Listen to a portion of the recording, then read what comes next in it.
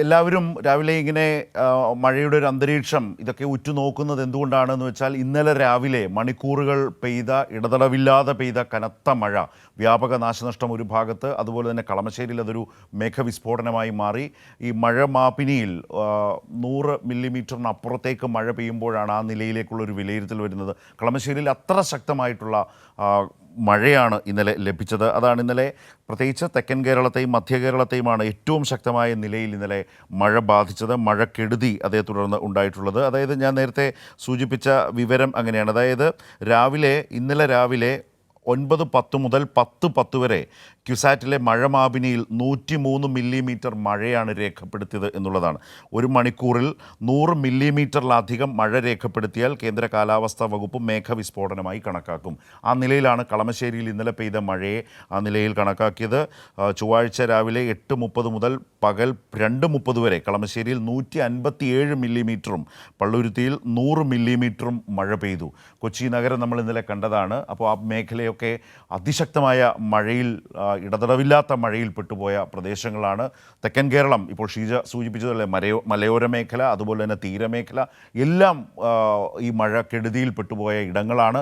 വലിയ ജാഗ്രതാ നിർദ്ദേശങ്ങളുണ്ട്. അത് പാലിച്ച് തന്നെയാണിപ്പോൾ ഏതാണ്ട് കാര്യങ്ങളൊക്കെ പോകുന്നത്. അതുകൊണ്ട് തന്നെ ഒരു പരിധിക്കപ്പുറമുള്ള മഴക്കെടുതികളോ അല്ലെങ്കിൽ ഏതെങ്കിലും തരത്തിലുള്ള അനിഷ്ട സംഭവങ്ങളോ ഒന്നും ഉണ്ടാകാതെ കുറേയേറെ പോകുന്നുണ്ട് എന്നുകൂടി പറയേണ്ടതുണ്ട്. ഇതാ ഇപ്പോൾ റമീസ് കോഴിക്കോട് നിന്ന് ചേരുന്നുണ്ട്. റമീസ്, എങ്ങനെയുണ്ട് വടക്കൻ കേരളം? Good morning. കോഴിക്കോട് നഗരത്തിൽ മഴയുണ്ടോ?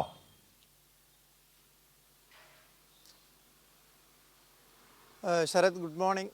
വടക്കൻ കേരളത്തിൽ പൊതുവെ വളരെ ശാന്തമായൊരു കാലാവസ്ഥയാണുള്ളത്. കോഴിക്കോട് ജില്ലയിലാണെങ്കിൽ കൂടിയും തെളിഞ്ഞൊരു കാലാവസ്ഥയാണ് നിലവിലുള്ളത്.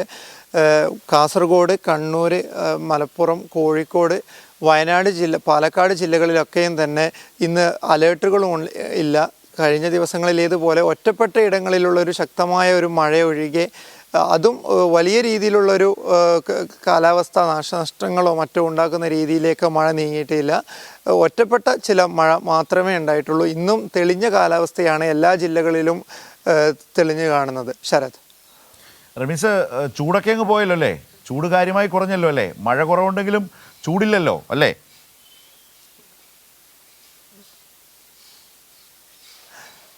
ചൂടും കുറവാണ്, അതുപോലെ തന്നെ മഴയും കുറവാണ്. ഇന്നിങ്ങനെയുള്ളൊരു ചെറിയൊരു വ്യത്യസ്തമായ ഒരു കാലാവസ്ഥയാണ് നിലവിൽ വടക്കൻ കേരളത്തിലാകെയുള്ളത്. പക്ഷേ വടക്കൻ കേരളത്തിൽ കഴിഞ്ഞ ദിവസങ്ങളിൽ പെയ്ത മഴയുടെ ഫലമായി ഉണ്ടായ പുഴകളിലും മറ്റും വെള്ളക്കെട്ടുണ്ടായതിൻ്റെ ഭാഗമായി നമ്മുടെ സർക്കാരും അധികൃതരും നൽകിയ മുന്നറിയിപ്പുകൾ ഉണ്ടായിരുന്നു. പുഴകളിലും മറ്റും പോകുന്നവർ ജാഗ്രത പാലിക്കണമെന്ന്. പക്ഷേ ആ ഒരു ജാഗ്രത കുറവിൻ്റെ ഭാഗമായി കഴിഞ്ഞ ദിവസങ്ങളിൽ ഇന്നലെ 2 മരണങ്ങൾ കാസർഗോഡൊന്നും കോഴിക്കോടൊന്നും ഉണ്ടായിട്ടുണ്ട്. ഈ ഒരു ദുരന്തമൊഴികെ മറ്റ് പ്രശ്നങ്ങളൊന്നും തന്നെ വടക്കൻ കേരളത്തിൽ മഴയുമായി ബന്ധപ്പെട്ടിട്ടില്ല, കാലാവസ്ഥയുമായി ബന്ധപ്പെട്ടിട്ടില്ല. പക്ഷേ ഈ ഒരു മുന്നറിയിപ്പ് അത് എല്ലാവരും പാലിച്ച് മുന്നോട്ട് പോകണം. കാരണം മഴയില്ലെങ്കിലും അല്ലെങ്കിൽ ഒരു വെള്ളക്കെട്ടൊന്നും ഇല്ലെങ്കിലും നേരത്തെ പെയ്ത ഒരു മഴയും വെള്ളക്കെട്ടിൻ്റെയും ഭാഗമായും അല്ലെങ്കിൽ ഒരു വെള്ളം കയറിയൊരവസ്ഥ നമ്മുടെ പുഴകളിലും തോടുകളിലും മറ്റുമുണ്ട്. അപ്പം മത്സ്യബന്ധനത്തിന് പോകുന്നവരായാലും ചൂണ്ടയിടാനൊക്കെ പോകുന്ന ആളുകളുണ്ട്. അവരാണ് പലപ്പോഴും അപകടത്തിൽപ്പെട്ടതായിട്ടുള്ള വാർത്തകൾ നമുക്ക് കിട്ടിക്കൊണ്ടിരിക്കുന്നത്. അതിൽ എല്ലാവരും ഒരു മുന്നറിയിപ്പ് അല്ലെങ്കിൽ ഒരു ജാഗ്രത പാലിക്കേണ്ടതുണ്ട്. ശരി, റമീസ് പറഞ്ഞതുപോലെ താരതമ്യേന ഭേദമായി നിൽക്കുന്നത് വടക്കൻ കേരളമാണ്. പക്ഷേ അപ്പോഴും മുന്നറിയിപ്പുകൾ, ജാഗ്രതാ നിർദ്ദേശങ്ങൾ അത് പാലിച്ചു തന്നെ പോവുക എന്നുള്ളതാണ്. കനത്ത മഴയാണ്. മഴ തുടങ്ങി കഴിഞ്ഞാൽ പലപ്പോഴും സംഭവിക്കുന്നത് ഇടതടവില്ലാതെ പെയ്യുന്ന കനത്ത മഴ മണിക്കൂറുകളോളം. അതാണിപ്പോൾ തെക്കൻ കേരളത്തിലും വടക്കൻ മധ്യ കേരളത്തിലും കണ്ടുകൊണ്ടിരിക്കുന്നത്.